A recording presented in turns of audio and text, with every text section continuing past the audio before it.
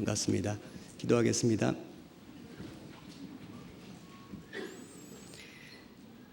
사랑과 은혜가 충만하신 우리 아버지 하나님, 우리가 하나님을 알지 못했을 때 사람의 몸을 입고 이 세상에 와주시고 우리가 지은 모든 죄를 대신해서 그 십자가 위에서 모든 수치와 멸시와 형벌을 친히 당해주신 우리 주님 너무나 감사합니다. 이 세상의 많은 사람들 가운데서 우리가 먼저 하나님의 사랑을 깨달았고 그 주님의 보혈 공로로 말미암아 구원을 얻고 산 소망을 가지고 살게 되었습니다. 오늘 그 주님의 구원받은 자녀들이 하나님의 명을 따라 또 하나님 말씀 앞에 함께 모였습니다. 우리가 구원을 받고 천국의 소망을 가지고 살지만은 우리의 육신은 이 세상에 아직 머물러 있습니다. 죄악이 충만한 세상, 구원받은 성도들의 마음도 흔드는 이 세상 속에서 우리가 믿음을 지키고 또 지금까지 걸어온 신앙의 길을 끝까지 힘있게 흔들림 없이 걷기를 간절히 소망합니다. 하나님, 각 사람의 모든 형편을 다 아시고 또 각 사람의 중심을 일일이 들여다보시는 하나님께서 오늘 또 하나님의 살아있는 말씀으로 가르쳐 주시고 교훈해 주시고 또 위로해 주시고 책망해 주셔서 우리 마음속에 또 우리의 생활 속에 하나님 보시기에 합당치 않은 것들은 깨닫고 버릴 수 있게 해주시고 또 새로운 힘과 용기를 갖게 해주시고 그리고 더욱 하나님의 영광과 복음을 위해서 살 수 있는 힘과 능력을 주시기를 간구합니다. 오직 주 성령께서 말하는 사람의 마음과 입술을 주장해 주시고 듣는 모든 사람의 마음도 감동시켜 주셔서 하나님께 영광이 되고 우리 모두에게는 큰 유익이 되도록 역사해 주옵소서. 우리를 사랑하시는 우리 구주 예수님 이름으로 기도드렸습니다. 아멘. 구약성경 이사야 28장을 찾겠습니다.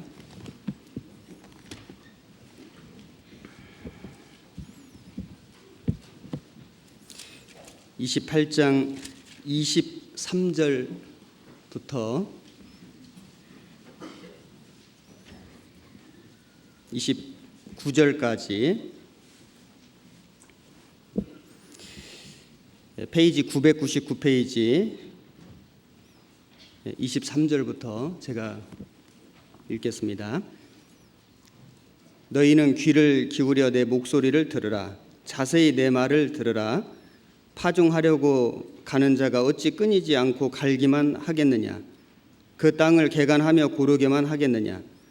지면을 이미 평평히 하였으면 소해양을 뿌리며 대해양을 뿌리며 소맥을 줄줄이 심으며 대맥을 정한 곳에 심으며 귀리를 그 가에 심지 않겠느냐.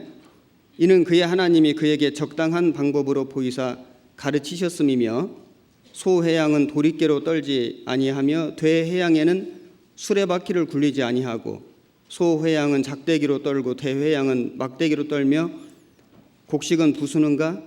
아니라 늘 떨기만 하지 아니하고 그것에 수레바퀴를 굴리고 그것을 말굽으로 밟게 할지라도 부수지는 아니하나니. 29절 한 절은 같이 읽겠습니다. 이도 만군의 여호와께로서 난 것이라. 그의 모략은 기묘하며 지혜는 광대하니라. 금주에도 여러 곳에서 복음이 전해지고 있습니다. 이요한 목사님께서는 인천교회에서 그리고 신용철 목사님 인천 계산교회에서 복음 전하고 계십니다. 그리고 우리 교회 소집회 김병석 전사님 지금 인도하고 계시니까 기억하시고 기도해 주시면 좋겠습니다. 뿐만 아니라 계속해서 전국에 또 해외에 많은 곳에서 계속해서 집회가 있습니다.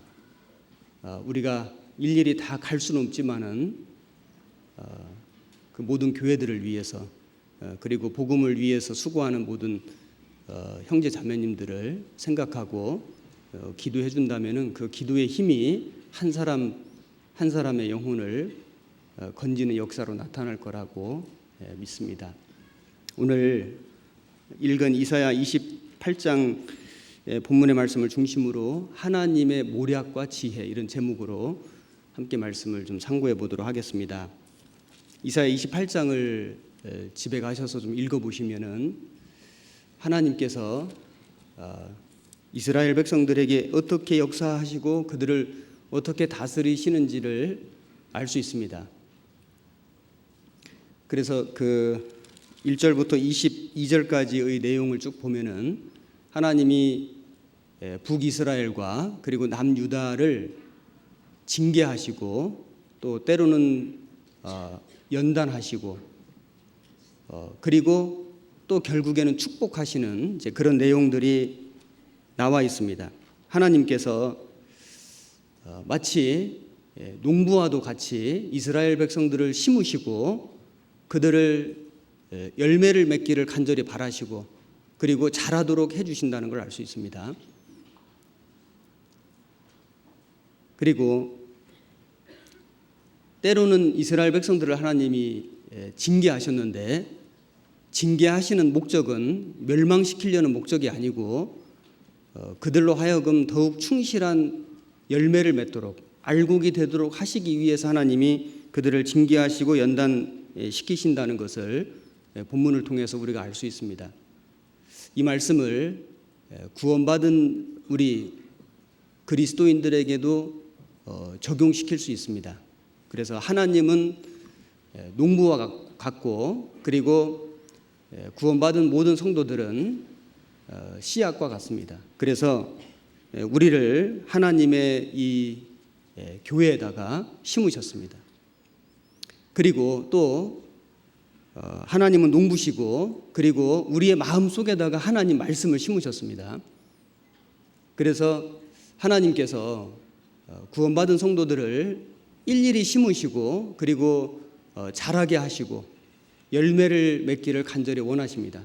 때로는 구원받은 성도들에게 말할 수 없는 고난과 시련을 허락하시는데 그 이유는 망하게 하시려는 것이 아니라 그 시련과 고난을 통해서 더욱 충실한 열매를 맺도록 알곡이 되도록 하시기 위해서 하신다는 것을 우리가 이 본문을 통해서 배울 수 있습니다. 그것을 하나님의 모략과 지혜다 이렇게 말씀드릴 수 있는데 오늘 이 말씀을 중심으로 해서 우리가 좀 교훈을 좀 받아보도록 하겠습니다.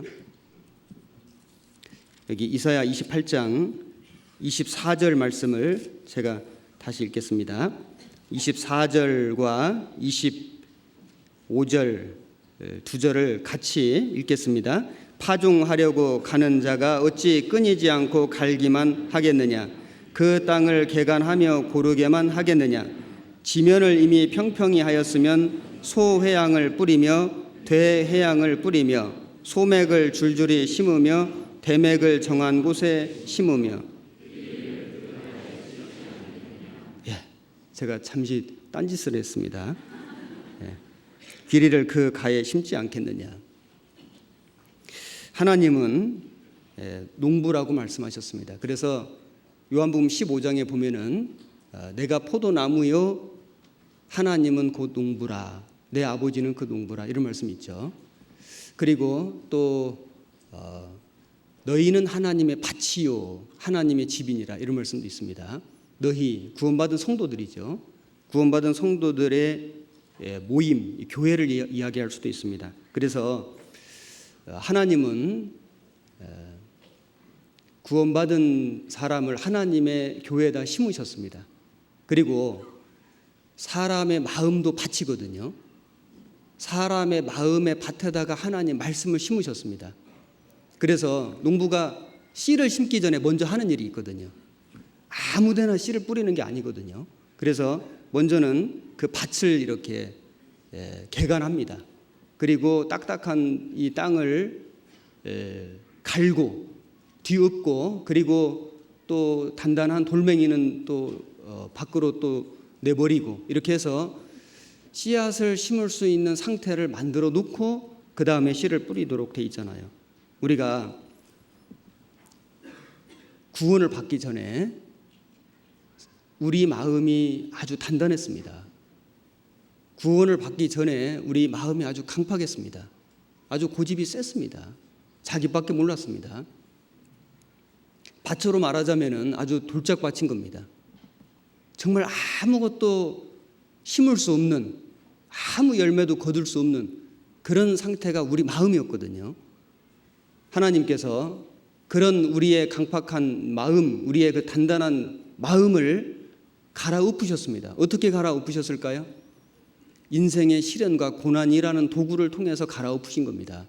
우리 형제자매님들, 우리가 구원을 받을 시절을 이렇게 돌이켜 보면 참으로 육신이 평안하고 만사가 형통할 때 우리가 복음을 듣고 깨달은 것이 아니거든요. 거의 대부분의 분들의 간증을 들어보면 그 구원받을 그 당시 그 상황이 굉장히 많은 마음의 고민이 있었습니다. 마음의 고통이 있었거든요. 생활의 어려움도 있었습니다. 많은 문제 속에 있었습니다.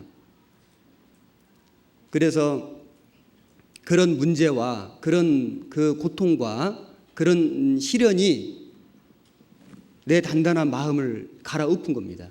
그래서 높아졌던 내 마음이 그나마 좀 낮아지고 겸손해지고 했을 때 하나님 말씀을 듣고 싶은 마음도 생겼고, 그리고 또 그 말씀 전해지는 곳에 가기도 하고, 그리고 마음을 하나님 앞에 낮췄기 때문에 복음이 깨달아진 겁니다. 하나님이 우리 마음을 갈아엎으신 거거든요. 땅을 갈아엎는다는 건 고통입니다. 그런데 우리에게 그런 고난이 있었기 때문에, 그런 시련이 있었기 때문에 우리에게 복음이라는 씨앗이 심겨진 것이 맞거든요. 하나님은 농부셨습니다. 농부들이 흔히 하는 말 중에 농부의 그 수준, 농부의 그 수준이 3단계가 있대요. 그래서 가장 이 하층 그 농부는 한홍인데, 한홍은 뭐냐면은 아주 게으른 농부입니다. 그래서 밭을 개간을 안 하는 거예요. 그러니까 개간 안 하고 그냥 놔두니까 좋은 열매는 당연히 맺을 수가 없겠죠. 잡초만 무성하고 아주 보기도 싫습니다. 그것이 한홍이고, 중농은 그냥 씨앗을 뿌리는 겁니다. 그러니까 어떤 거는 나기도 하고 어떤 거는 또 안 나기도 하거든요. 근데 상농은 뭐냐면은, 상농은 밭을 우선 잘 개간하는 농부. 그래서 서둘러서 씨를 뿌리는 게 아니고 먼저는 이 밭을 잘 준비하는 농부.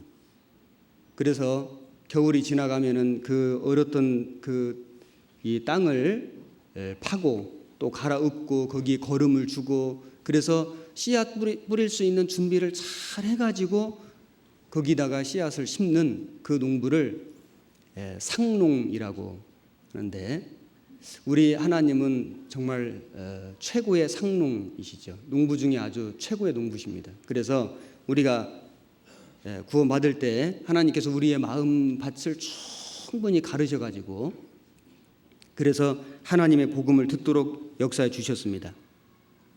틀림없습니다. 그리고 구원을 받았지만은, 구원을 받은 이후에도 우리 마음이 늘 부들부들한 건 아니거든요. 구원을 받았는데도 불구하고, 그래서 구원을 받으면 하나님의 사랑이 우리 마음속에 부어졌기 때문에 마음이 강팍했던 사람도 사실은 마음이 이렇게 좀 부드러워지거든요. 부드러운 마음을 주신다고 성경에 돼 있지 않습니까? 그리고 또 누구를 미워하는 마음도 좀 이렇게 사라지고, 그리고 아주 이기적인 마음도 좀 이렇게 사라지고, 그래서 구원을 받은 은혜가 너무 크고 감사하기 때문에 주님을 위해서 살고도 싶고, 또 나에게 잘못한 사람도 좀 용서해주고 싶고, 그리고 좀 사랑도 베풀고 싶고, 복음을 위해 살고도 싶고, 실제 복음도 전해보고, 그래서 마음이 이렇게 부드러워지고 주님이 주신 마음으로 충만해지는 것이 있는 겁니다. 그런데 그런 마음의 상태가 자동으로 늘 유지되는 건 아니거든요. 봄이 되고 여름이 되고 가을이 되고 나중에는 겨울이 오는 것처럼 사람 마음도 겨울이 올 수 있거든요. 구원받은 사람 마음도 겨울이 올 수 있습니다. 겨울이 왜 올까요? 태양하고 멀어지면 겨울이거든요. 하나님하고 멀어지면 겨울입니다. 하나님 말씀하고 멀어지면 겨울입니다. 교제에서 멀어지면 겨울입니다. 겨울이 되면은 사람 마음이 얼어붙는 겁니다. 구원받은 사람 마음도 얼어붙을 수 있거든요. 그런데 우리 하나님은 상농이시기 때문에, 정말 아주 훌륭한 농부시기 때문에 구원받은 자녀의 마음이 얼어붙을 때 하나님은 그 구원받은 사람의 마음을 또 갈아서 엎으십니다. 왜냐하면 하나님께서 좋은 열매 맺기를 원하시기 때문이거든요. 구원받은 사람의 마음을 갈아 엎는 도구도 시련과 고난이라는 도구인 겁니다. 그래서 하나님이 사랑하시는 자녀에게 때로는 아픔과 슬픔을 허락하시는 겁니다. 왜냐하면 그런 아픔과 슬픔이 없이는 사람의 마음이 낮아지지 않기 때문에, 사람의 마음이 하나님 앞에 간절해지지 않기 때문에 하나님이 때로는 사랑하는 자녀들에게 시련과 고난을 주시는 겁니다. 이스라엘 백성들은 하나님 선민이었습니다. 애굽에서 400년 노예 생활했습니다. 아들 낳으면은 나일강에 던져 이제 죽여야 됩니다. 배가 끊어지게 생겼습니다. 정말 가장 최악의 상황이 됐을 때 비로소 이스라엘 백성들이 머리를 들고 입을 열어 하나님께 기도했습니다. 하나님, 우리를 구원해 주십시오. 부르짖었습니다. 그때 하나님이 그들의 기도를 들으시고 모세를 보내주신 거예요. 출애굽이라는 기적, 그 엄청난 역사를 그들이 갖게 됐습니다. 우리 인생도 마찬가지죠. 정말 하나님께 부르짖을 때 하나님이 그 기도를 들어주시는 것처럼, 또 구원받은 이후에도 정말 우리가 어떤 고난 속에서, 시련 속에서 하나님께 머리를 들고 입을 열어 하나님께 부르짖을 때 하나님이 그 사람에게 내려주시는 은혜라는 것이 틀림없이 있도록 되어 있습니다. 하나님이 왜 우리 구원받은 자녀들에게 시련과 고난, 때로는 징계를 허락하실까요? 여기 이사야 28장 줄로 표시해 놓으시고 히브리서 12장을 찾겠습니다.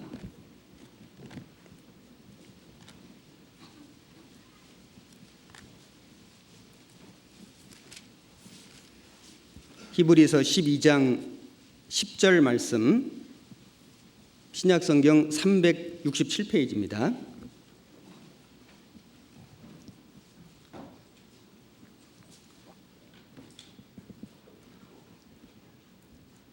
저희는 잠시 자기의 뜻대로 우리를 징계하였거니와 오직 하나님은 우리의 유익을 위하여 그의 거룩하심에 참여케 하시느니라. 무릇 징계가 당시에는 즐거워 보이지 않고 슬퍼 보이나 후에 그로 말미암아 연달한 자에게는 의의 평강한 열매를 맺나니, 의의 평강한 열매를 맺히도록 해주시려고 하나님이 때로는 구원받은 자녀들에게 징계라는 것을 허락하신다는 겁니다. 때로는 이유 없는 고난, 시련, 역경, 슬픔 이런 것들이 우리를 찾아오는 겁니다. 이사야 28장 본문 다시 보시겠습니다. 25절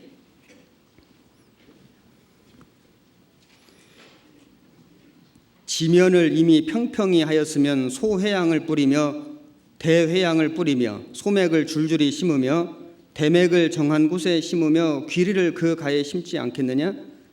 이는 그의 하나님이 그에게 적당한 방법으로 보이사 가르치셨음이며. 자, 여기 보면 이제 밭을 갈고 개간하고 이제 부드럽게 만든 다음에 농부가 하는 일이 뭐냐면은 씨앗을 뿌리는 겁니다. 왜 밭을 갈겠습니까? 씨앗 뿌리려고. 왜 씨앗 뿌리겠습니까? 열매 거두려고 하는 거거든요. 그래서 씨앗을 뿌리는데 여기 뭘 뿌리냐면은 소회향을 뿌리고 대회향을 뿌리고 소맥과 대맥과 귀리를 뿌리고 심는 겁니다. 여기 소회향, 대회향은 자료를 찾아보니까 미나리과 식물이라고 하는데 정확히 어떤 건지는 나와 있지 않는데 나중에 그 타작하는 모습을 보니까 마치 한국의 깨와 같이 생긴 식물일 것이다, 이렇게 학자들이 말하거든요. 그래서 대회향과 소회향을 뿌리고 그리고 소맥을 줄줄이 심고, 소맥은 밀입니다. 그리고 대맥을 정한 곳에 심으며, 대맥은 보리거든요. 밀과 보리를 심고, 그리고 귀리는 그 가에 심지 않겠느냐. 자, 이걸 우리가 좀 생각해 보면은 하나님이 식물을 심으실 때 여러 종류의 식물을 심으시는 겁니다. 주님의 몸된 교회 안에 지체를 두셨는데 여러 지체를 두신 거예요.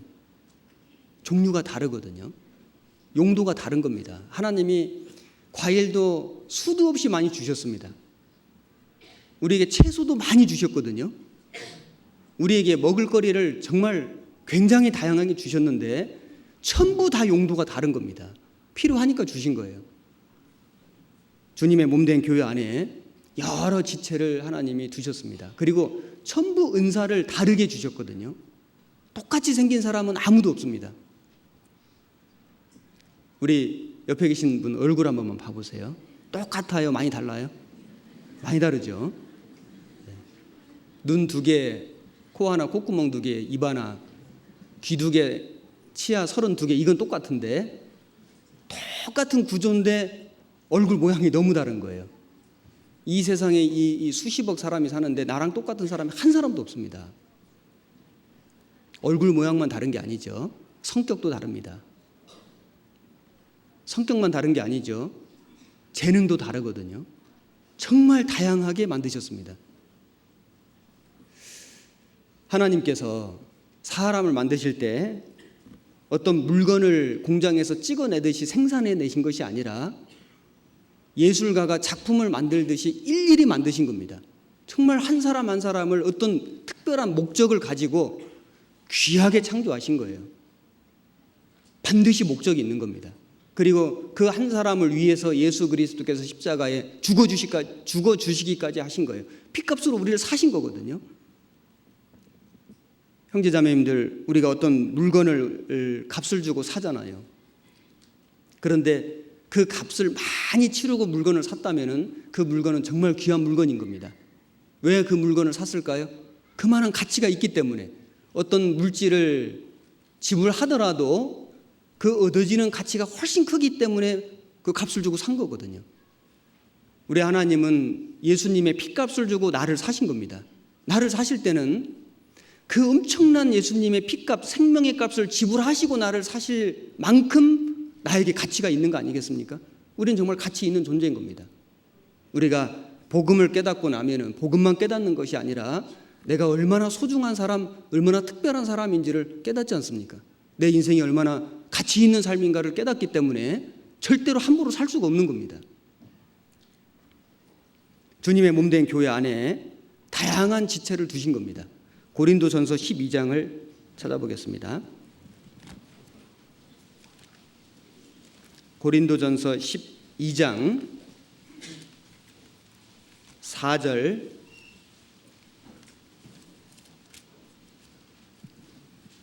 신약 276페이지입니다. 은사는 여러 가지나 성령은 같고 직임은 여러 가지나 주는 같으며 또 역사는 여러 가지나 모든 것을 모든 사람 가운데서 역사하시는 하나님은 같으니 각 사람에게 성령의 나타남을 주심은 유익하게 하려 하심이라. 어떤 이에게는 성령으로 말미암아 지혜의 말씀을, 어떤 이에게는 같은 성령을 따라 지식의 말씀을, 다른 이에게는 같은 성령으로 믿음을, 어떤 이에게는 한 성령으로 병 고치는 은사를, 어떤 이에게는 능력 행함을, 어떤 이에게는 예언함을, 어떤 이에게는 영들 분별함을, 다른 이에게는 각종 방언 말함을, 어떤 이에게는 방언을 통역함을 주시나니. 11절 같이 읽겠습니다. 이 모든 일은 같은 한 성령이 행하사 그 뜻대로 각 사람에게 나눠 주시느니라. 하나님의 뜻대로 각 사람에게 나눠 주신 겁니다. 그래서 내가 지금 이 모양이 된 것이 하나님 뜻이거든요. 구원을 받은 사람들은 구원받기 전에는 좀 불평스럽게 생각했던 어떤 자기의 조건들조차도 구원을 받고 나면은 하나님이 이렇게 나를 만드셨구나, 이렇게 만들어진 나를 사랑하셨고 나를 불러주셨고 나를 이 모양 이대로 쓰시기를 원하시는구나. 그래서 우리를 하나님께서 그대로 받아주시는 겁니다. 우리 있는 모양 그대로, 우리의 능력 있는 그대로를 주님이 쓰시기를 원하시고 그대로 하나님이 우리를 받아주시는 것이 맞습니다. 왜 우리를 이렇게 다양한 지체로 불러주셨을까요? 그것이 하나님의 일에 유익하기 때문이거든요. 7절에 각 사람에게 성령의 나타남을 주심은 유익하게 하려 하심이라. 그게 유익입니다. 어떤 화가가 크레용 한 색깔로 그림을 그리는 거하고 12가지 색깔로 그림 그리는 거하고 24가지 색깔로 그림 그리는 거하고 48가지 색깔로 그림 그리는 거하고 어떤 그림이 더 좋은 그림 나올까요? 색깔 많은 게 훨씬 유리하죠.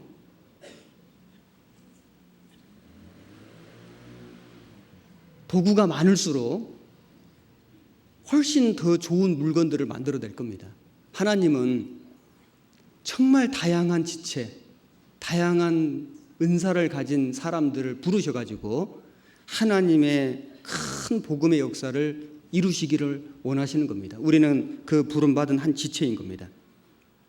누가 더 뛰어나고 누가 더 못한 지체가 있는 것이 아니라 우리 각 사람이 다 하나님의 교회 안에 소중하고 다 필요한 요긴한 지체인 거거든요. 손가락끼리 서로 싸웠다 그러잖아요. 엄지가 말하기를 내가 최고다. 왜냐하면 최고 할 때 이렇게 하잖아요. 이렇게, 그죠? 그러니까 내가 최고라고. 근데 이 중지가 말하기를 야, 누가 제일 기냐?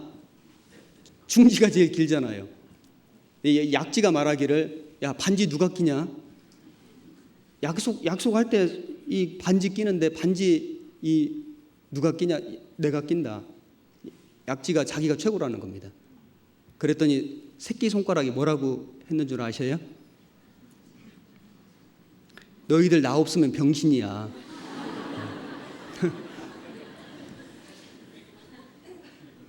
다섯 손가락 중에 하나라도 없으면 병신입니다. 다 필요하거든요.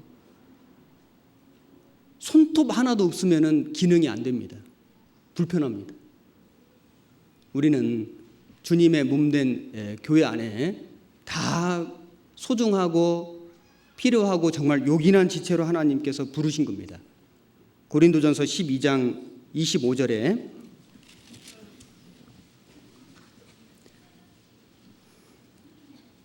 몸 가운데서 분쟁이 없고 오직 여러 지체가 서로 같이하여 돌아보게 하셨으니 만일 한 지체가 고통을 받으면 모든 지체도 함께 고통을 받고 한 지체가 영광을 얻으면 모든 지체도 함께 즐거워하나니 너희는 그리스도의 몸이요 지체의 각 부분이라. 하나님이 교회 중에 몇을 세우셨으니 첫째는 사도요, 둘째는 선지자요, 셋째는 교사요, 그 다음은 능력이요, 그 다음은 병 고치는 은사와 서로 돕는 것과 다스리는 것과 각종 방언을 하는 것이라. 다 사도겠느냐? 다 선지자겠느냐? 다 교사겠느냐? 다 능력을 행하는 자겠느냐? 다 병 고치는 은사를 가진 자겠느냐? 다 방언을 말하는 자겠느냐? 다 통역하는 자겠느냐? 31절 같이 읽겠습니다. 너희는 더욱 큰 은사를 사모하라. 내가 또한 제일 좋은 길을 너희에게 보이리라. 자, 은사 자랑하지 말고 정말 가장 좋은 은사를 보여주겠다. 가장 좋은 은사가 뭘까요? 사랑이거든요. 그래서 고린도전서 13장 사랑장이 나오는 겁니다. 그리고 여러 종류의 식물이 있었는데 그 식물을 심을 때 아무데나 심은 게 아니고 심는 장소가 지정되어 있었다는 겁니다. 이사야 28장 본문 다시 보겠습니다. 25절 지면을 이미 평평히 하였으면 소회양을 뿌리며 대회양을 뿌리며 소맥을 줄줄이 심으며 대맥을 정한 곳에 심으며 귀리를 그 가에 심지 않겠느냐? 막 뿌린 게 아니죠. 아무데나 심은 게 아니죠. 그래서 이 소회양 대회양은 뿌렸습니다. 뿌렸는데 소맥은 줄줄이 줄을 지어서 심었고 대맥도 정한 곳에 심었고 귀리는 그 가에 심었습니다. 그러니까 심는 방법과 심는 장소가 위치가 좀 일일이 다르다는 걸 알 수 있죠. 하나님은 질서의 하나님이신 거 아시죠? 하나님은 어지러움의 하나님이 아니시다. 화평의 하나님이시다. 질서의 하나님이시다. 성경에 그렇게 나와 있습니다. 하나님이 천지를 창조하실 때도 첫째 날, 둘째 날, 셋째 날, 넷째 날, 다섯째 날, 여섯째 날 아주 질서정연하게 해놓으셨습니다. 이 일자와 사시와 연한을 이루라. 모든 이 우주의 섭리도 하나님이 얼마나 질서정연하게 해놓으셨는지 모릅니다. 짐승들이 수태하는 기간도 정말 질서정연하고 꽃이 피고 열매 맺는 순서도 전부 질서정연하게 해놓으셨거든요. 코스모스라고 하는 이 카즈모스라고 하는 이 단어의 뜻 자체가, 우주라고 하는 이 단어 자체가 질서정연한 우주, 이런 뜻이 있습니다. 이 우주 자체가 제멋대로 돌아가는 게 아니고 하나님이 아주 질서정연하게 만들어 놓으신 겁니다. 성경도 아주 질서 있는 책이거든요. 구약이 39권, 신약이 27권. 그래서 제일 먼저 나오는 성경이 창세기인데, 창세기는 인간의 범죄, 타락이 나옵니다. 출애굽기는 엑소더스, 구속이거든요. 구원. 레위기는 구원받은 사람이 주님과의 교제입니다.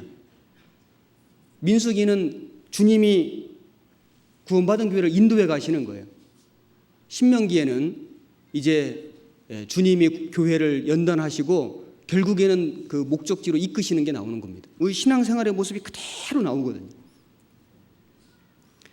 이사야 성경은 66장으로 되어 있습니다. 그런데 그 이사야는 성경의 축소판이라고도 할 수 있거든요. 구약이 39권이고 신약이 27권인데 27권의 첫 번째 책이 마태복음입니다.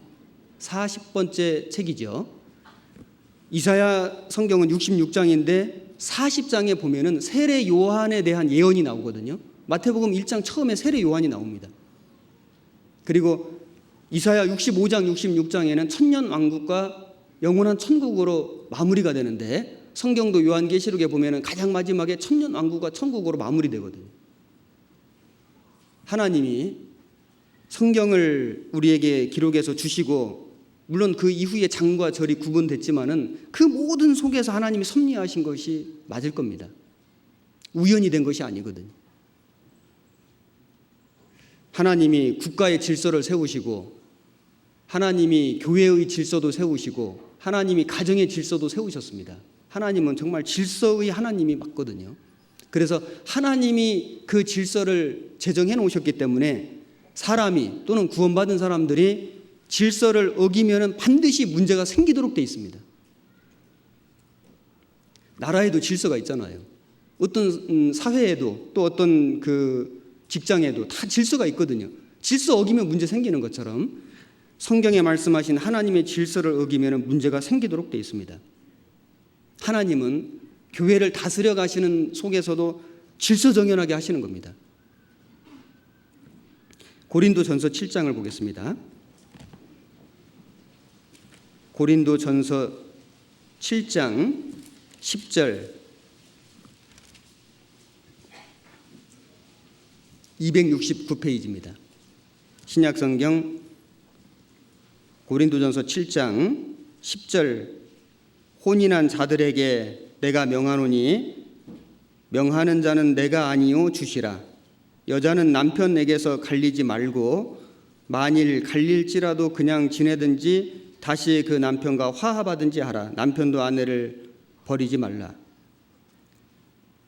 그 남은 사람들에게 내가 말하노니 이는 주의 명령이 아니라 만일 어떤 형제에게 믿지 아니하는 아내가 있어 남편과 함께 살기를 좋아하거든 저를 버리지 말며 어떤 여자에게 믿지 아니하는 남편이 있어 아내와 함께 살기를 좋아하거든 그 남편을 버리지 말라.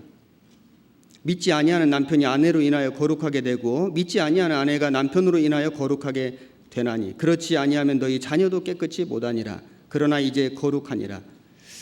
여기 가정의 질서 중에 혼인의 질서를 말씀하셨습니다.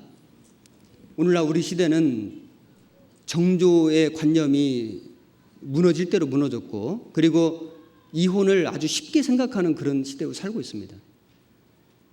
하나님은 어떻게 말씀하셨습니까? 예를 들어서 어떤 자매님이 구원을 받았는데 남편이 하나님을 안 믿는 겁니다.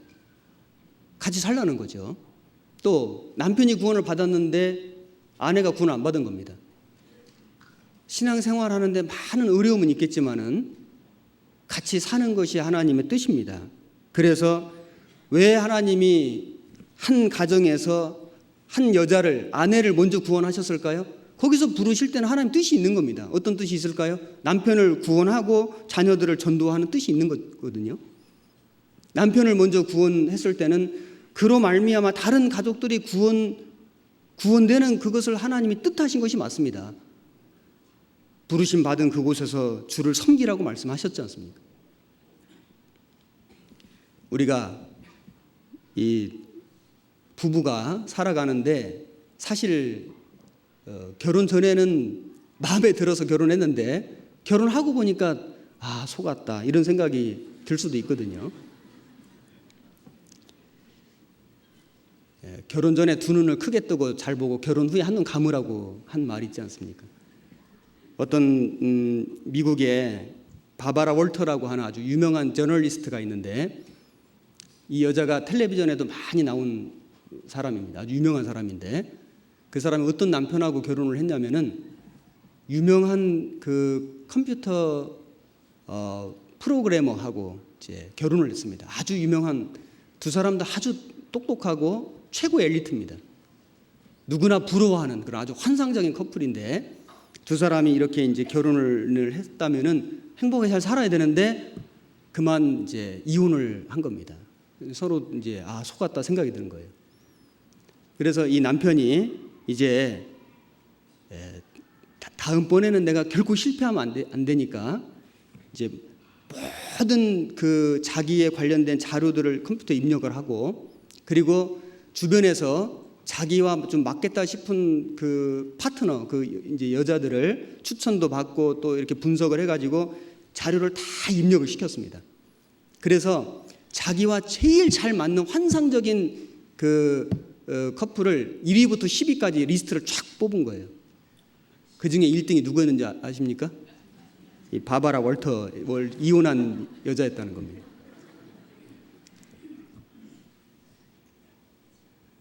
우리는 뭘 믿어야 되냐면은 지금 내가 사는 내 아내가 최고의 아내입니다. 그리고 지금 내가 사는 남편이 최고의 남편입니다. 이걸 믿어야 됩니다. 아니 안 믿으면 어떻게 하시려고요?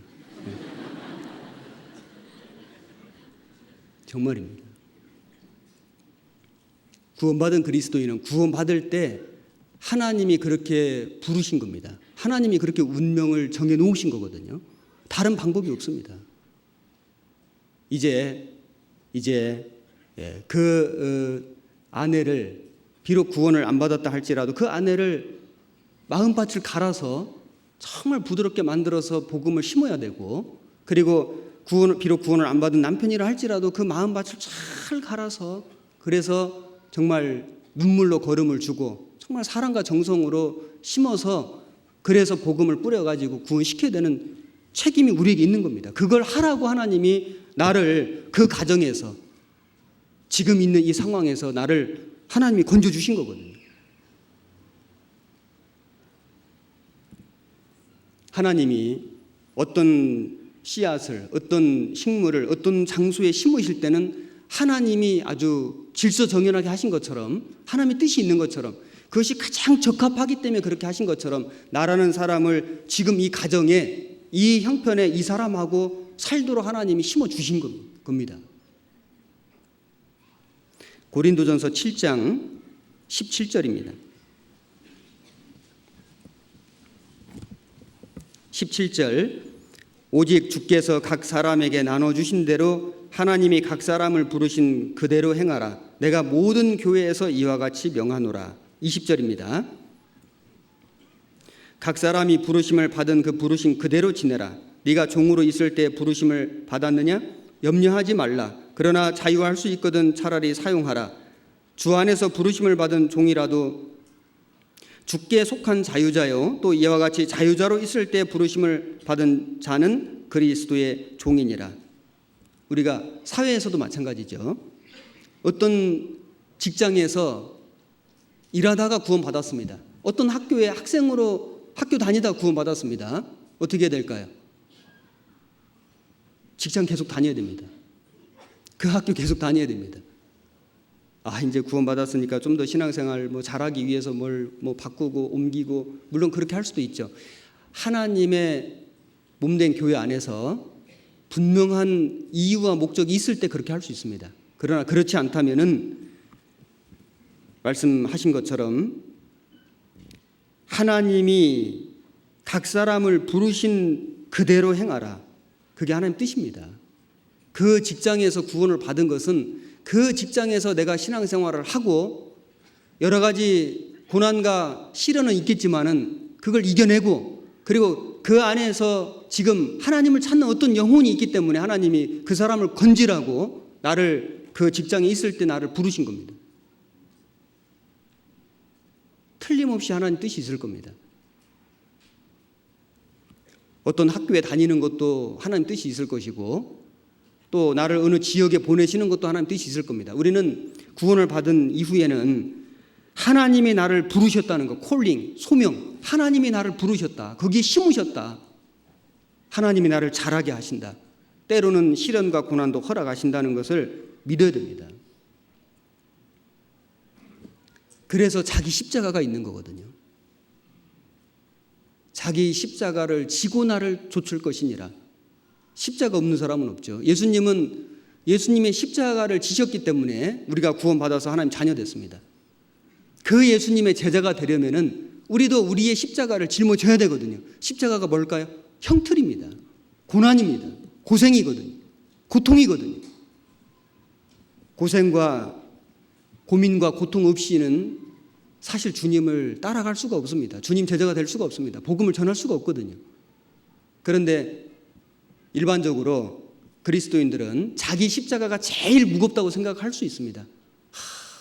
나처럼 힘든 사람은 없을 거야. 그럴 수도 있죠.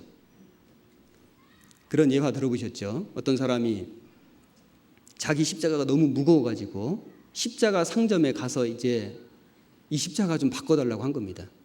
그런 상점이 있으면 참 좋을 것 같죠? 그랬더니 상점 주인이 마음에 드는 거 골라보시라고, 그래서 좀 작아 보이길래 매봤더니 작은데 너무 무거운 거예요. 어떤 건 예쁜데 매보니까 너무 아픈 겁니다. 그래서 그 상점에 있는 십자가를 다 매본 거예요. 다 매보고는 겨우 이제 마지막에 하나 골랐습니다. 이걸로 하겠습니다. 했더니 주인이 말하기를 그 십자가는 손님이 처음에 메고 온 그 십자가입니다. 우리 형제자매님들, 우리는 뭘 믿어야 되냐면은 지금 내가 걷는 이 길이 주님이 허락하신 길이다. 믿어야 됩니다. 지금 내가 있는 이곳이 주님이 나를 부르신 곳이다. 믿어야 됩니다. 지금 내가 짊어진 이 십자가가 주님이 메어주신 십자가다. 이거 믿어야 됩니다. 내가 이유 없이 고난 당하는 게 아니라 하나님이 허락하신 것이다. 그리고 하나님이 허락하실 때는 반드시 무슨 뜻이 있을 것이다. 그리고 하나님은 이스라엘 백성들에게 고난과 시련을 허락하신 것은 그들을 망하게 하시려는 것이 아니라 그들을 연단해서 더 좋은 열매 맺으려는 선한 뜻을 가지고 계셨던 것처럼 구원받은 그리스도인들에게 시련과 고난을 허락하실 때에는 우리를 망하게 하시려는 것이 아니라 그로 말미암아 더욱 좋은 열매 맺기를 원하시기 때문인 겁니다. 하나님의 선한 목적이 반드시 있는 겁니다. 그걸 믿어야 됩니다. 이사야 28장 본문 27절입니다.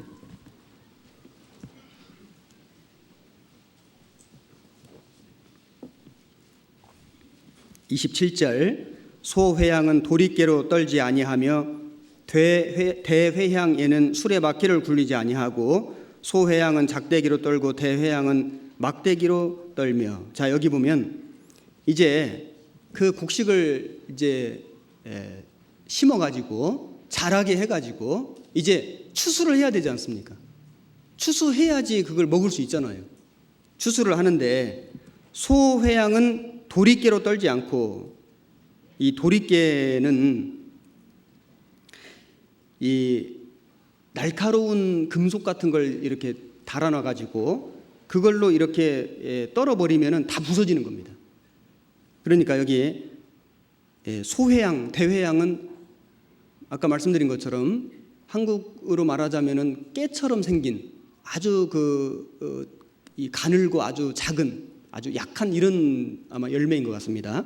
그래서 도리깨로 떨지 않고 대회양도 수레바퀴로 굴리지 않고 작대기로 떨고 막대기로 떨며 그래서 그냥 툭툭 치면 되는 거거든요. 그렇게 해도 충분히 추수가 되는 겁니다. 하나님은 구원받은 성도들이 알곡이 되기 위해서 어떤 하나님의 곳간에 들어가기 위해서 어떤 과정을 거치는데 그 과정이 연단의 과정이거든요. 그래서 여기 지금 이 추수 도구로 추수하는 겁니다.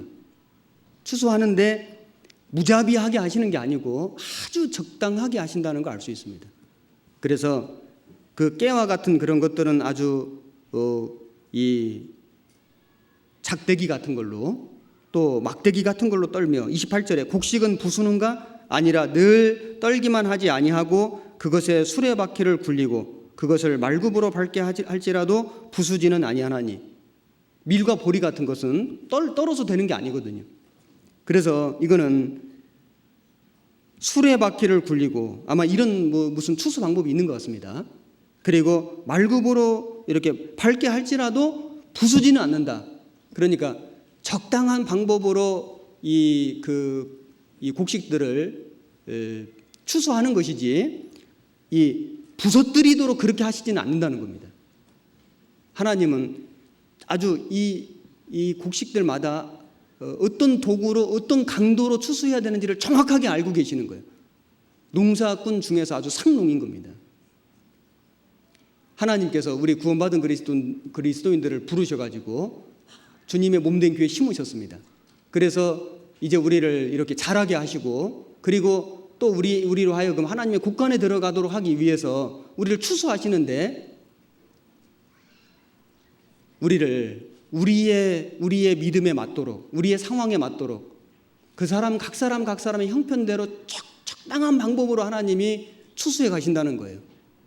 때로는 작대기로, 때로는 막대기로, 때로는 수레바퀴로, 때로는 말굽으로 밟아서라도 그를 하나님의 사람으로 만들어 가시고 하나님의 일꾼으로 만들어 가시는데 다만 부서뜨리시는 건 아니시라는 겁니다.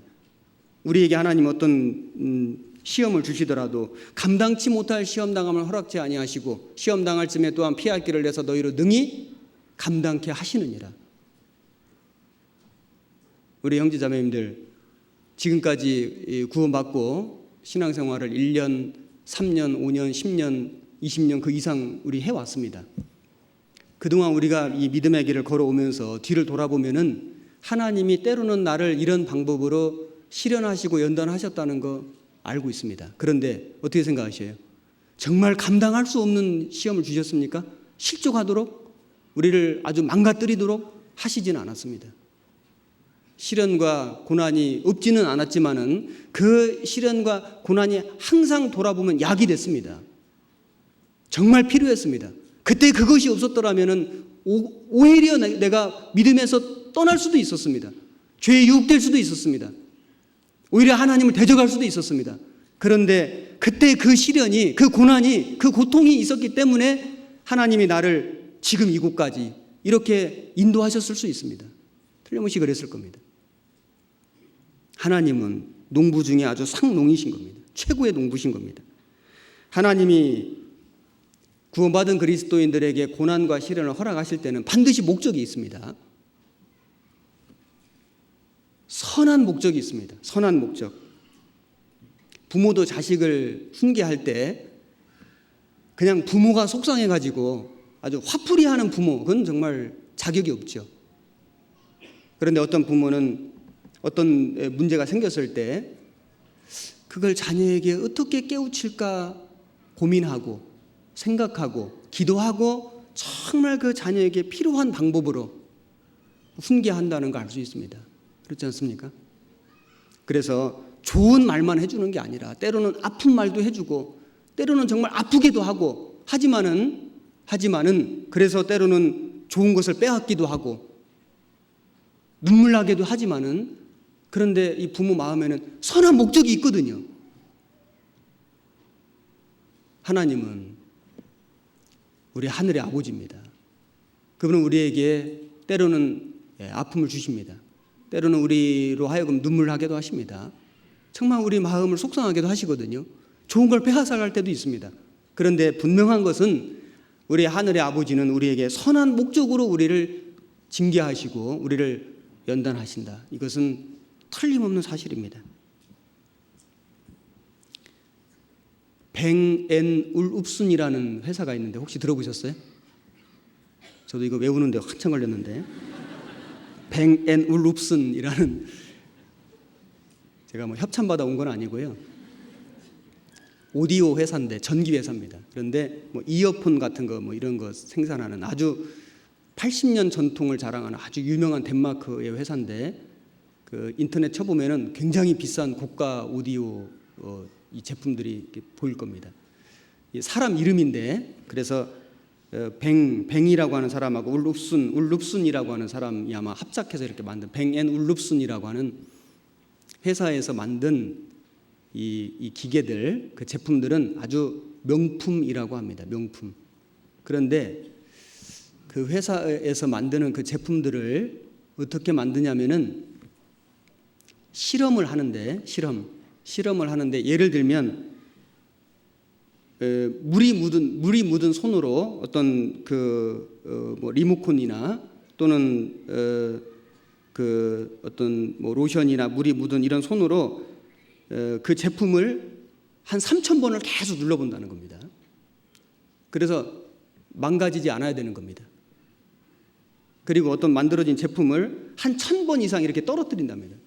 그래서 계속 떨어뜨려 가지고 1,000번을 떨어뜨려도 망가지지 않는 이렇게 아주 견고하고 그리고 성능이 좋은 그래서 보통 오디오는 어떤 장소에 따라서 주변의 여건에 따라서 소리가 이렇게 달라진다고 하는데 이 뱅앤울룹슨 회사의 제품은 이 정도 되면은 저한테 뭘 좀 광고비를 좀 줘야 되는 거 아닌가 모르겠는데 이 회사 제품은 저도 써본 적은 없습니다. 그런데 보니까 어떤 환경에 어떤 그 상황에 놓여지더라도 똑같은 소리를 내는 정도의 아주 좋은 품질을 가진 이런 명품 회사인데 명품이라고 하는 것이 그냥 만들어진 건 사실 아니지 않습니까? 그래서 길표 가방을 써보면은 처음에 볼 때는 괜찮았는데 몇 달 쓰면은 끈이 떨어지거든요. 찢어집니다. 색도 바랍니다. 그래서 1년도 못 돼서 버리고 싶습니다. 그런데 명품 회사에서 만든 가방은 10년이 돼도 괜찮습니다. 떨어질 일도 없지만 떨어져도 고쳐주고 그리고 색이 바랄수록 더 멋져집니다. 이게 명품이거든요. 그게 그냥 만들어진 게 아니고 그만한 기술력과 거기에 장인정신이 들어가 있는 겁니다. 우리 형제자매님들, 우리는 길표 신앙이 되면 안 되고 우리는 정말 명품 신앙이 되어야 되는데 명품 신앙이란 어떤 바람이 좀 불어와도 어떤 시련이 좀 닥쳐와도 어떤 슬픈 일이 좀 생겨도 변하지 않는 정말 오히려 시간이 가면 갈수록 더 성숙해지는 더 깊어지는 그 향기가 나는 이런 신앙인이 될 수 있다면 그 명품 신앙이 되지 않겠습니까? 그런데 그런 명품 신앙이 그냥 만들어지는 것이 아니라 정말 그 많은 어떤 시련을 견디고 그걸 통과하고 패스해야지 생기는 겁니다. 하나님은 왜 우리에게 때로는 슬픈 일, 힘든 일, 어려운 일, 눈물 나는 일들을 허락하실까요? 우리를 명품 신앙인이 되도록 하기 위해서 우리를 끊임없이 실험하시는 겁니다. 망가뜨리려는 목적이 아니고 우리를 더욱 견고케 하시려고 하시는 거예요. 틀림없는 사실입니다.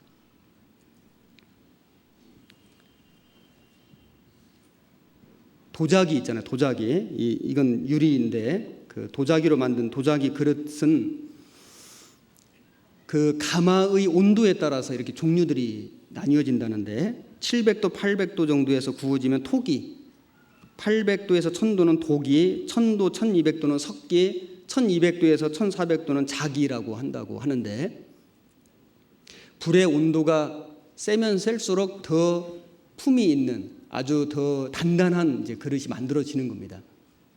우리 신앙생활 중에 어떤 분들은 그 시련이 어떤 고난이 좀 강도가 좀 낮거든요. 언뜻 보면 아이고 저 형제님은 참 편안하네, 별로 어려움도 없네. 그게 꼭 좋은 건 아닐 수 있습니다. 어떤 분은 정말 시련이 많거든요.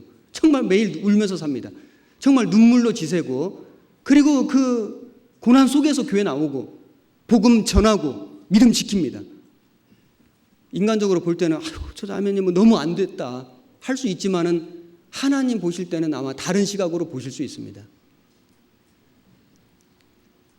어떤 그 영국의 조지 왕이 도자기 공장을 방문을 했는데 이제 그 데스크에 화병이 2개가 있는데 하나는 칙칙하고 예쁘지가 않은 겁니다. 하나는 너무 은은하고 아주 빛이 아주 휘황찬란한 겁니다.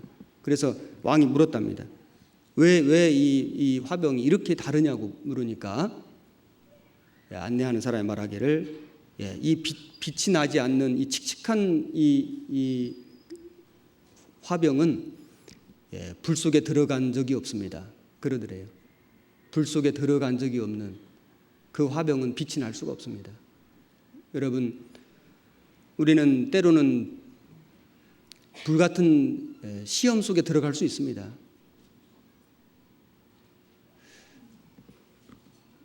누가 불같은 이 용광로 같은 가마 같은 곳에 들어가기를 원하겠습니까? 어느 누구도 그걸 육신적으로는 원치 않을 겁니다. 그런데 하나님은 가끔 정말 우리를 구원받은 하나님의 자녀를 그 용광로 속에다가 그 불가마 속에다가 집어넣으실 때가 있거든요. 왜 그러셨을까요? 하나님 실수하셨을까요? 아닙니다. 다니엘의 세 친구가 신상에 절하지 않는다는 이유로 평소보다 7배 뜨거운 풀무불 속에 던져졌습니다. 하나님이 능력이 없어서 그들을 막지 못하셨습니까? 아닙니다. 하나님은 얼마든지 그들을 풀무불 속에 들어가지 않도록 지킬 수 있었습니다. 그런데 하나님 들어가도록 허락하셨습니다. 그리고는 내버려 두셨습니까? 아닙니다. 따라 들어가셨습니다. 그 풀무불 속에서 주님이 함께 계셨습니다. 머리카락도 타지 않도록 지키셨습니다. 오탄 냄새도 나지 않았습니다. 그래서 그 나라에 하나님의 이름이 아주 널리 전파되도록 하나님이 다니엘 세 친구를 사용하셨습니다. 그들의 믿음을 쓰셨습니다. 그들은 정말 기독교 역사 속에 우뚝 선 믿음의 위인이 됐습니다. 풀무불 들어간 것은 육신적으로는 고통이었지만 그들의 인생 역사에 있어서는 가장 기억에 남는 아주 기념비적인 사건이었을 겁니다. 다니엘 세 친구 하면 풀무불 생각나잖아요. 우리가 때로는 원치 않는 풀무불 같은 곳에 들어간다 할지라도 하나님이 능력이 없어서 하나님이 우리를 사랑하지 않으셔서 그런 여건과 상황을 허락하신 것이 아니라 하나님의 더 선하신 너무나 분명한 하나님의 목적과 뜻이 반드시 있는 겁니다. 우리는 그걸 믿어야 됩니다. 하나님은 위로의 하나님이시거든요. 위로를 주셔서 고난을 이기도록 하시는 겁니다. 고난 자체를 면하게 하시는 게 아니고 고난을 주시되 더 큰 위로를 주셔서 그 고난을 이길 수 있도록 해주시는 분이 하나님이신 겁니다. 그 위로의 하나님을 만나야 되거든요. 하나님이 이스라엘 백성들을 선택하셨습니다. 그리고 그들을 모세를 통해서 건지셨습니다. 애굽에 10가지 재앙을 내리셨습니다. 기적입니다. 홍해가 갈라졌습니다. 기적입니다. 그렇게 기적으로 구원한 백성을 하나님 어떻게 하셨습니까? 광야 40년 통과케 하셨습니다. 왜 그렇게 하셨습니까? 선한 목적이 있었습니다. 그 선한 목적을 이스라엘 백성들이 잘 몰랐기 때문에, 이해할 수 없었기 때문에 그들은 한 걸음 한 걸음 걸어갈 때마다 원망하고 불평했습니다마는 하나님은 그런 그들에게도 매일 아침 새벽마다 만나를 어김없이 내려주셨습니다. 신명기 8장입니다.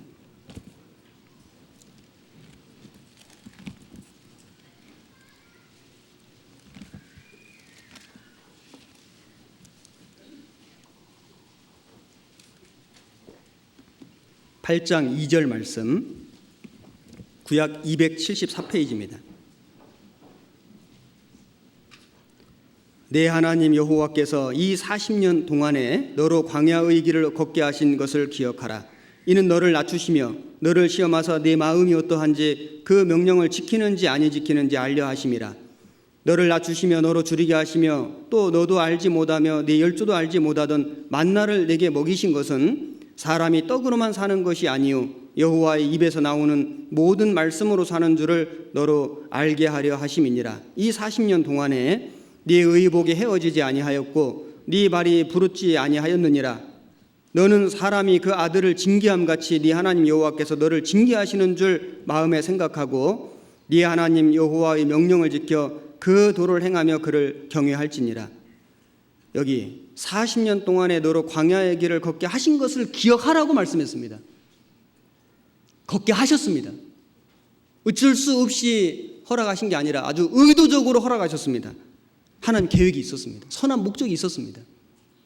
그들을 낮추시려고. 사람 마음에는, 본성 속에는 교만이 있거든요. 편안하면은 교만이 일어납니다. 틀림없습니다. 구원받은 사람도 마찬가지입니다. 육신이 편안하면요, 신앙의 걸음이 느려지고, 그리고 하나님 앞에 수그렸던 머리가 다시 올라갑니다. 하나님 하고 올라갑니다. 정말입니다. 그런데 고난과 시련이 닥쳐오면 머리를 다시 숙이는 것, 아이고 하나님 되는 겁니다. 그리고 신앙의 걸음에 힘이 생깁니다. 참 신기하거든요. 낮추시려고, 너를 낮추시며, 그리고 명령을 지키는지 안 지키는지 시험하시려고 하셨다는 겁니다. 그리고 또 하나님만 의지하도록 하셨습니다. 누가 강합니까? 자기 육신이 강하고 물질이 많고 명예가 많고 지식이 많은 것이 강한 것이 아니라 아무것도 없을지라도 주님 의지하는 사람이 강한 겁니다. 그리고 그런 광야의 고난을 허락은 하셨지만은 하나님이 버리신 게 아니고 만나를 먹이시며 매일 그렇게 원망하고 불평하고 하나님 대적했던 그날에도, 그날 새벽에도 하나님은 어김없이 만나 주셨습니다. 반석을 쳐서 물을 주셨고 불기둥 구름기둥으로 인도하셨고 결국 가나안 들어가도록 해주셨습니다. 하나님 지켜주신 겁니다. 어떤 당나귀가 있었는데 그만 짐을 싣고 가다가 구덩이에 빠졌습니다. 근데 구덩이가 너무 깊어가지고 나오질 못하는 겁니다. 이 주인이 동네 사람 불렀습니다. 이 당나귀 좀 꺼내보자고. 근데 아무리 힘을 써도 구덩이가 너무 깊고 꺼낼 수가 없는 거예요. 그래서 주인이 할 수 없이 당나귀도 많이 늙었고 또 이 구덩이도 위험해가지고 언젠가는 한번 메우려고 또 했었고 그래서 그냥 동네 사람들한테 우리 그러지 말고 그냥 묻어버립시다. 이래가지고 이제 삽을 들고 와가지고 흙으로 이제 계속 당나귀에다 퍼부었습니다. 당나귀가 막 사정했습니다. 아이고, 막 당나귀 살려주세요. 한 번만 살려주세요. 한 번만 살려주세요. 하고 막 그렇게 당나귀가 울부짖었는데 한참 지났는데 아무 소리가 안 들리는 겁니다. 사람들이 너무 이상해가지고 들여다보니까 흙이 막 날라오니까 처음에는 나 죽는 줄 알고 막 소리를 질렀는데 당나귀가 가만히 있었으면 파묻혔을 텐데요. 흙을 계속 부르부르 막 떨면서 이렇게 막 털어내니까 흙이 발밑으로 점점점 차오르는 겁니다. 밟고 올라가니까 이게 디딤돌이 돼가지고 쑥 나와버린 거예요. 때로는 우리도 구덩이에 빠집니다. 정말 나올 수가 없습니다. 내 힘으로는 도저히 못 나옵니다. 그런 구덩이에 빠져보셨습니까? 정말 낙심되는, 정말 절망이 되는, 어떻게 할 수가 없는, 앞이 안 보이는 그런 상황 속에서 내 머리 위로 그 많은 시련의 흙이, 문제들이, 시험들이 혹 날아올지라도 거기서 나 죽었다 있으면 파묻힐 수도 있습니다. 그런데 우리가 주님의 말씀을 의지하고 주님을 믿고 발로 디디고 그걸 디딤돌로 삼아버리면은 어느 순간인가 문제 해결돼 버렸습니다. 우리는 신앙생활 중에서 그런 경험들을 자주 합니다. 그 시험이, 그 시련이 걸림돌이 된 것이 아니라 내 인생의 디딤돌이 됐습니다. 그것 때문에 내가 일어섰습니다. 그것 때문에 지금 내가 이만큼 성장했습니다. 그것 때문에 지금 여기까지 왔습니다. 그 시련이 하나님 은혜였습니다. 하나님의 인도하시는 손길이었습니다. 신명기 32장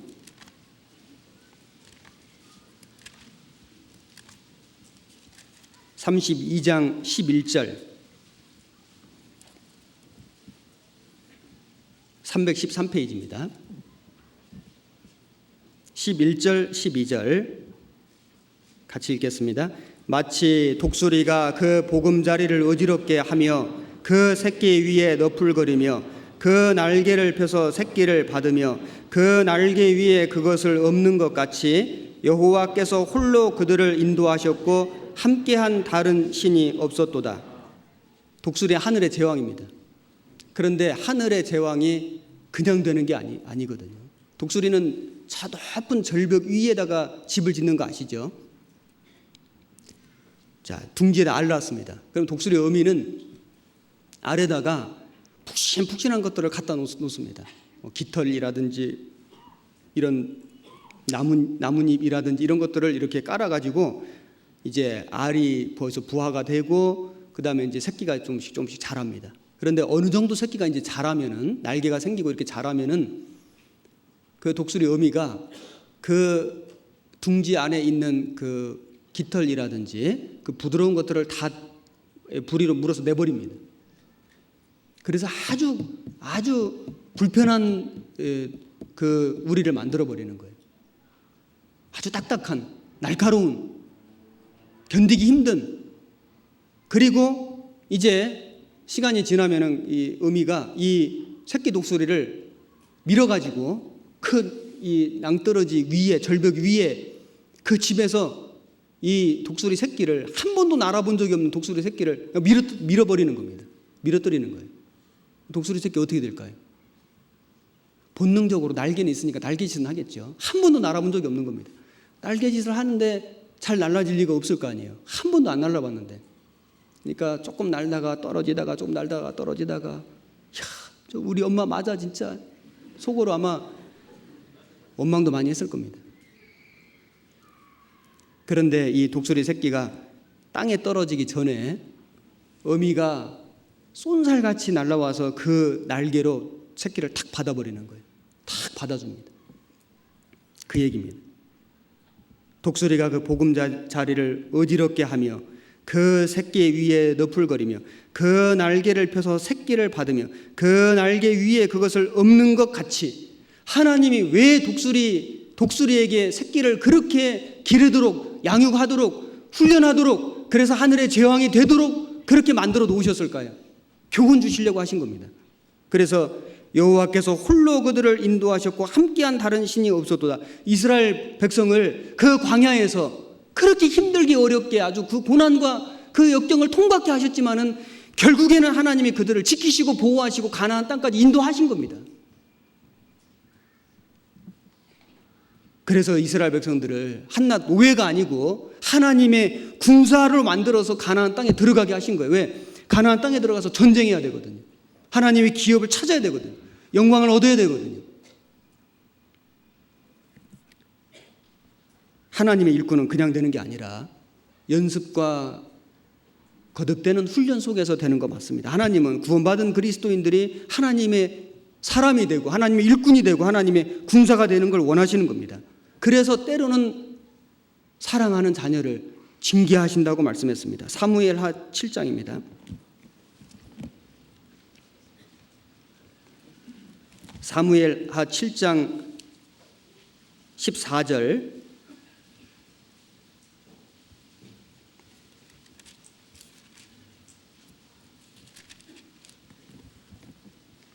(473페이지입니다) 14절 한 절만 같이 읽겠습니다.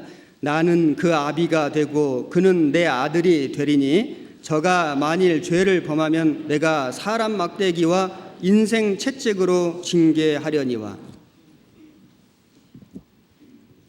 구원받은 사람은 하나님 자녀입니다. 하나님께서 우리 아버지가 되십니다. 그래서 죄를 범하면은 사람 막대기와 인생 채찍으로 징계하려니와 징계가 없으면 사생자여 참 아들이 아니니라고 말씀했습니다. 징계 없는 것이 자랑이 아니고 불행입니다. 구원받은 그리스도인들이 주님 뜻대로 살지 않고 게으르게 살고 그리고 세상과 타협하고 숨은 죄를 가지고 있다면 마음에 고통이 있어야 됩니다. 마음의 고통, 그 심령의 고통, 그것이 징계입니다. 징계가 꼭 뭐 다리가 부러져야 징계가 아니라 마음에 고통이 있고 심령에 고민이 있고 구원받은 기쁨과 즐거움이 사라지고 평강이 깨지는 것, 이것이 가장 기본적인, 가장 근본적인, 가장 치명적인 징계입니다.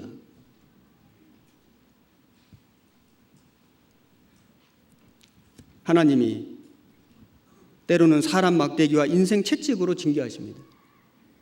어떤 사람을 붙여서 나를 괴롭힐 수도 있고 고통을 받게도 하시고 인생살이 속에서도 많은 아픔을 주실 수도 있습니다. 그런데 그것이 아프라고 주시는 것이 아니라 돌이키라고 주시는 사랑의 매거든요. 어떤 부모가 자식을 아프라고 망하라고 죽으라고 때리겠습니까? 사람 부모는 혹 부족해서 그럴지 모르지만 하늘 아버지는 절대 그러시지 않습니다. 하나님은 주의 지팡이와 막대기가 나를 안위하시나이다. 그 목자들이 양을 칠 때 지팡이 갖고 다니잖아요. 그래서 때로는 그 지팡이로 구덩이에서 건져주기도 하고 말 안 들으면 때리기도 하고 지팡이와 막대기. 그래서 지팡이 하나로 두 가지 용도로 쓰기도 하고 때로는 지팡이와 막대기가 따로 있었다는 겁니다.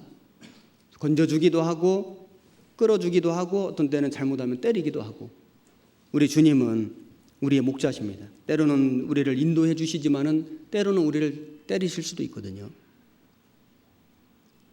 우리가 인생의 길, 신앙의 길을 걸어갈 때 아픔이 있다면은 고난이 있다면 시련이 있다면 역경이 있다면은 슬픈 일이 있다면은 이것이 주님의 막대기는 아닐는지 생각해 봐야 됩니다. 주님이 어떤 선한 목적을 가지고 나로 하여금 돌이키게 하기 위해서 더 좋은 열매 맺게 하시기 위해서 하나님이 잠깐 주시는 징계의 막대기일 수도 있습니다. 고난의 막대기일 수도 있습니다. 잠언 17장입니다.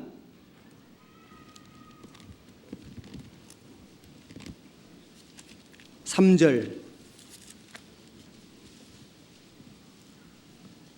929페이지입니다. 17장 3절 같이 읽겠습니다. 도가니는 은을 풀무는 금을 연단하거니와 여호와는 마음을 연단하시느니라. 자, 아름다운 그릇, 견고한 그릇을 만들려면 반드시 불같은 용광로 가마 속에 들어가야 되는 것처럼 우리의 마음이 그렇게 견고해지려면은 그렇게 아름다워지려면은 고상해지려면은 우리는 불같은 시험을 통과해야 되는 것이 맞습니다. 그런 것이 없이 결코 신앙은 아름다워지지 않습니다. 견고해지지 않습니다. 잠언 27장 21절 22절 같이 읽겠습니다. 도가니로 은을 풀무로 금을 칭찬으로 사람을 실현하느니라. 미련한 자를 곡물과 함께 절구에 넣고 공의로 찌을지라도 그의 미련은 벗어지지 아니하느니라. 여기 미련한 자를 곡물과 함께 절구에 넣고 공의로 찌을지라도. 절구 아시죠? 옛날 우리 어른들은 이렇게 인절미 만들고 뭐 떡 이렇게 찌을 때 절구에다 찌으셨잖아요. 그런데 절구에다가 곡식 나달을 하나만 놓고 딱 찌어봐요. 그럼 어떻게 되죠? 다 부서집니다. 그런데 곡식을 많이 놓고 찌어봐요. 부서져요? 벗겨집니다. 우리는 절구에 맞을 일이 있을 때도 이 절구통 절구에 맞을지라도 절구통 속에 함께 있어야 되는 거예요. 함께. 그러면 부서지는 게 아니고 껍질이 벗겨지도록 되어 있습니다. 곡식이 되려면은, 소재물이 되려면은 가루처럼 부서져야 되는데, 부서지려면 우선 껍질이 벗겨져야 되거든요. 우리 껍질이 어떻게 벗겨질까요? 공이로 맞을 때 벗겨지는 겁니다. 아픔이거든요. 서로 함께 모여서 그 속에서 어떤 아픔과 고통과 갈등 같은 것을 겪어가면서 하나님이 우리 껍질을, 육신의 껍질을, 이 생각을, 지금까지 살아온 방식을 하나씩 하나씩 하나님이 벗겨가시는 겁니다. 지금 많이 벗었지 않습니까? 다 벗은 건 아닙니다. 계속 벗어가야 됩니다.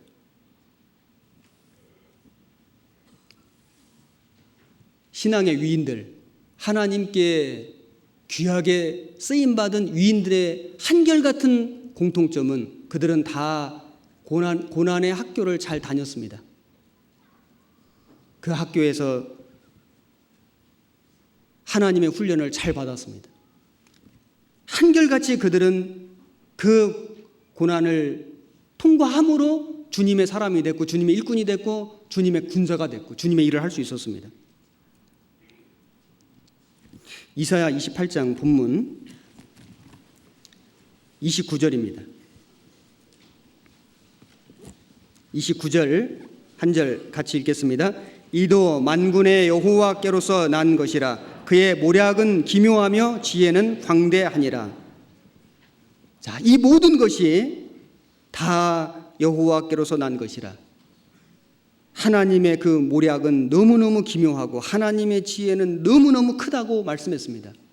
사람은 하나님의 계획을 다 알 수가 없습니다. 하나님의 지혜를 측량할 수가 없습니다.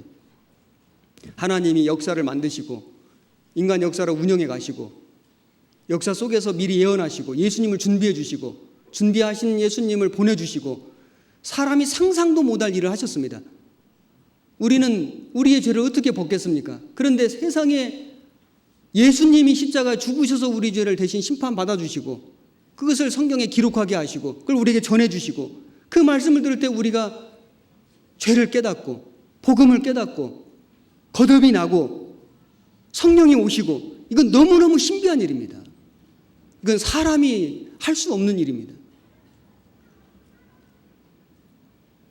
나라는 사람이 인생길을 살아오면서 많은 슬픈 일도 겪고 인생의 눈물도 흘리고 눈물 골짜기를 지나다가 내가 하나님을 생각하고 진리를 찾고자 하는 마음이 있었을 때 주님이 먼저 구원받은 사람을 내게 보내주시고 하필이면 그때 그 시간에 그 사람을 만나가지고 그때 내 마음을 하나님이 낮춰주시고 그래서 말씀 들을 마음을 주시고 그래서 그 사람에게 이끌려서 가서 어디 곳에 가서 말씀을 듣게 되고 말씀 들을 때 하나님이 믿어지고 구원을 받고 이 모든 것이 우연입니까?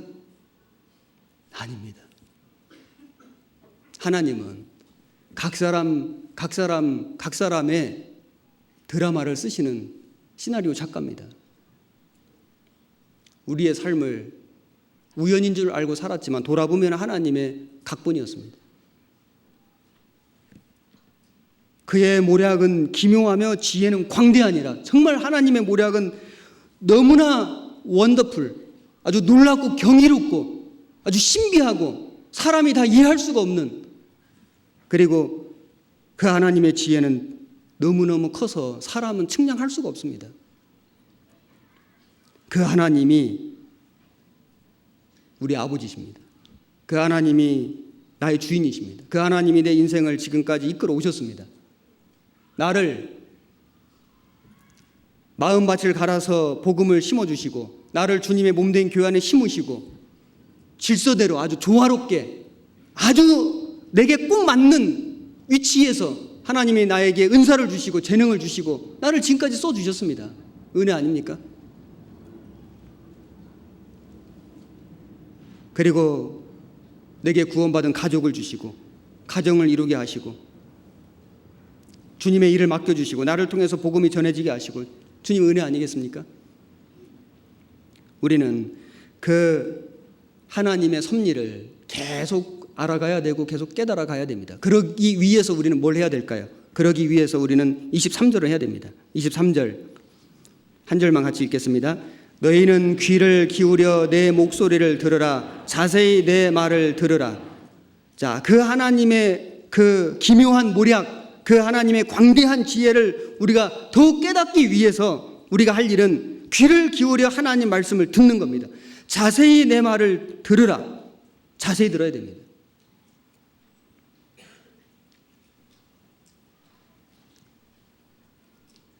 하나님의 말씀을 어떤 마음으로 듣느냐에 따라서 결과가 너무너무 달랐습니다. 성경에 보면은 역대 상하, 열왕기 상하에는 많은 왕들이 나오거든요. 그 왕 한 사람이 하나님 말씀을 어떻게 듣느냐에 따라서 그 민족과 그 백성들의 운명이 다 바뀌었습니다. 오늘날 구원받은 그리스도인은 왕 같은 제사장입니다. 내 한 사람이 하나님 말씀을 어떤 마음과 태도로 받아들이느냐에 따라서 내 가족, 내 가정, 내 주변의 모든 사람들의 운명이 바뀔 수도 있습니다. 열왕기하 22장을 찾겠습니다.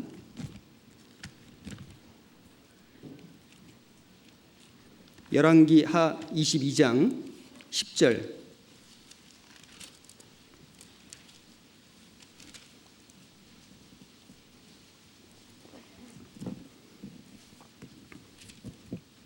(600페이지) 또 왕에게 고하여 가로되 제사장 hil기야가 내게 책을 주더이다 하고 왕의 앞에서 읽음에 왕이 율법 책의 말을 듣자 곧 그 옷을 찢으니라. 여기 요시야 왕입니다. 요시야는 선한 왕이었습니다. 그는 하나님의 말씀을 들을 때 옷을 찢었다는 것은 회개했습니다. 진심으로 그는 뉘우쳤고, 그리고 그는 모든 우상을 다 척결하고 성전 수리했습니다. 하나님 말씀 앞에서 돌이켰습니다. 예레미야 36장입니다.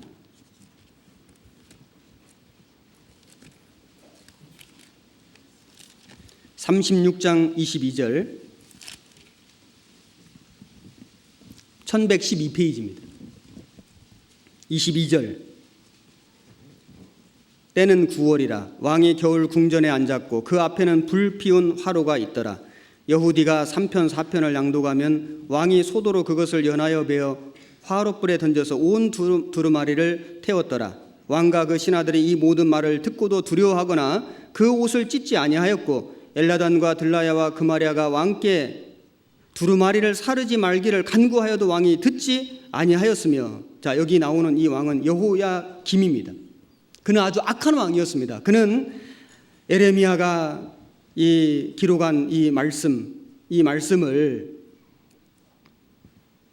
여후디가 낭독할 때 칼로 그 두루마리 성경을 찢고 불에 태웠습니다.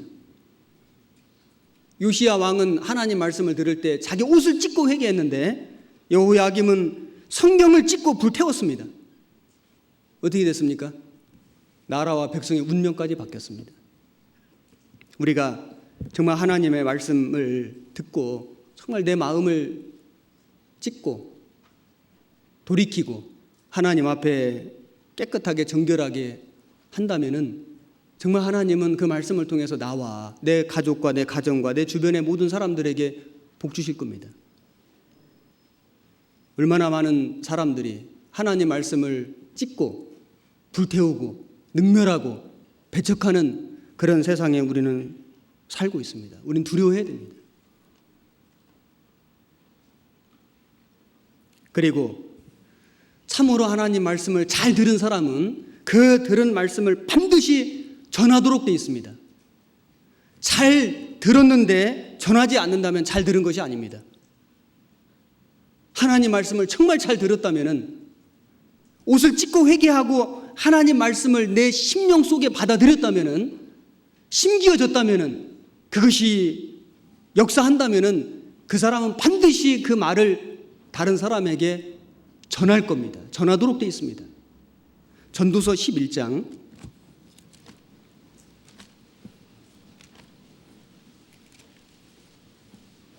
4절 958페이지입니다. 4절 한 절 같이 읽겠습니다. 풍세를 살펴보는 자는 파종하지 아니할 것이요 구름을 바라보는 자는 거두지 아니하리라. 자, 농부가 씨를 뿌리는데 오늘은 바람이 많이 부네. 오늘은 씨 못 뿌리겠네.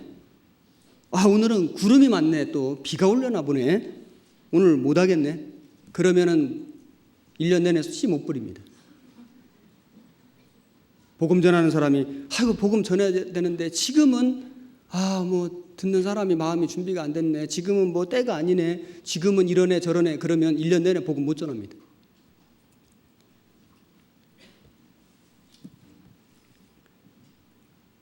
그래서 너무나 확실한 때를 기다리는 사람은 영원히 기다리게 된다. 이런 말이 있거든요. 때를 얻든지 못 얻든지 항상 힘쓰라. 그래서 주님 그렇게 말씀하셨습니다. 5절, 6절 같이 읽겠습니다. 바람의 길이 어떠함과 아이벤자의 태에서 뼈가 어떻게 자라는 것을 네가 알지 못함 같이 만사를 성취하시는 하나님의 일을 네가 알지 못하느니라. 너는 아침에 씨를 뿌리고 저녁에도 손을 거두지 말라. 이것이 잘 될는지 저것이 잘 될는지 혹 둘이 다 잘 될는지 알지 못함이니라. 우리는 하나님 하시는 일을 모릅니다.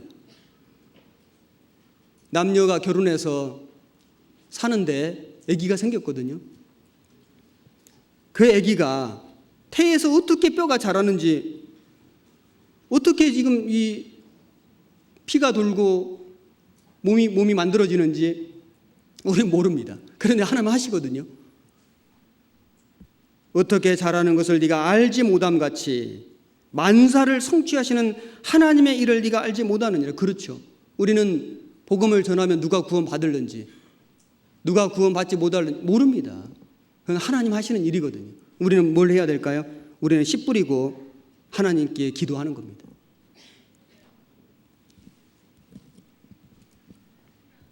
지금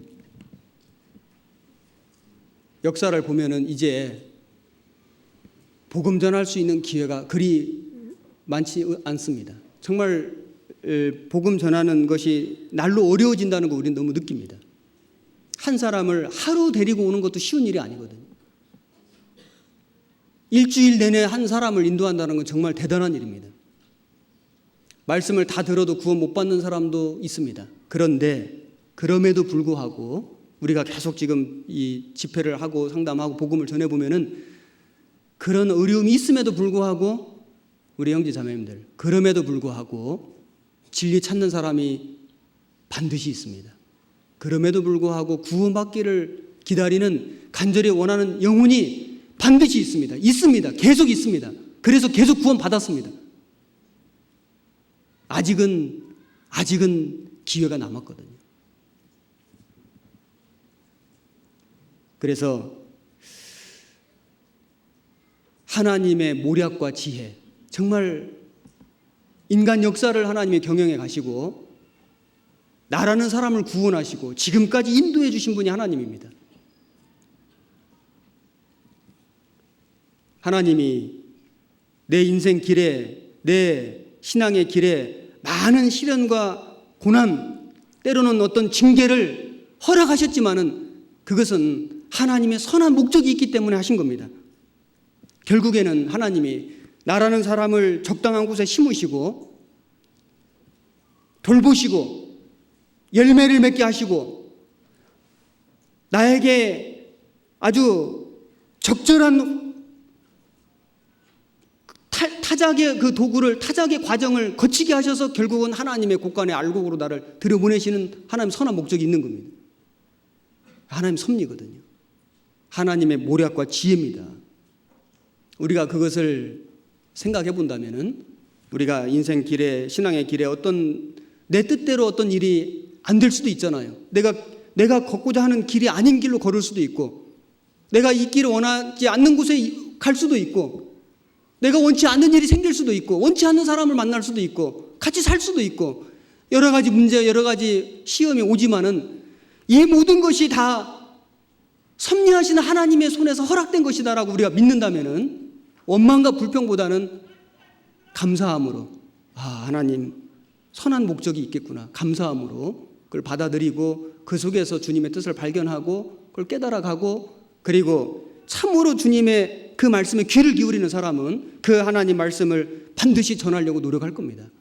다른 사람의 마음밭도 갈고 그 사람 마음, 갈아진 마음 속에다가 하나님의 복음을 심고 또 열매를 거두고 알고 기되게 해서 우리 주님 오실 때 같이 갈 수 있다면 그것만큼 인생에 큰 행복은 없을 겁니다. 우리는 그 일을 위해서 더욱 힘써 살아야 됩니다. 기도하겠습니다.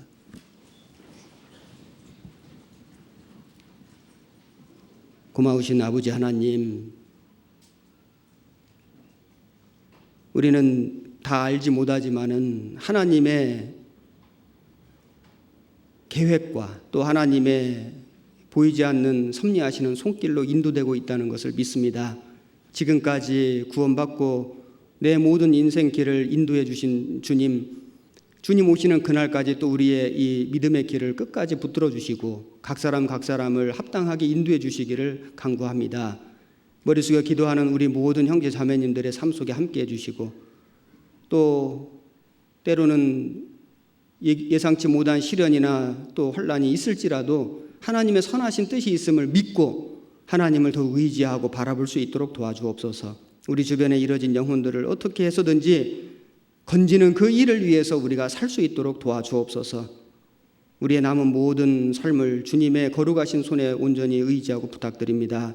우리를 사랑하시는 우리 구주 예수님 이름으로 기도드렸습니다. 아멘.